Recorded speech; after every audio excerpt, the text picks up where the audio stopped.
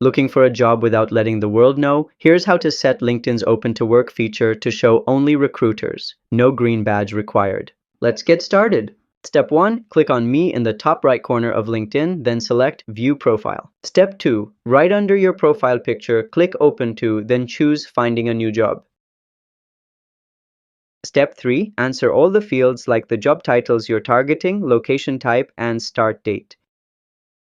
Step 4. When it asks who should see your open, select Recruiters Only. This keeps it private from your current connections. Step 5. Once you've filled everything out, click Save, and you're now visible to recruiters only.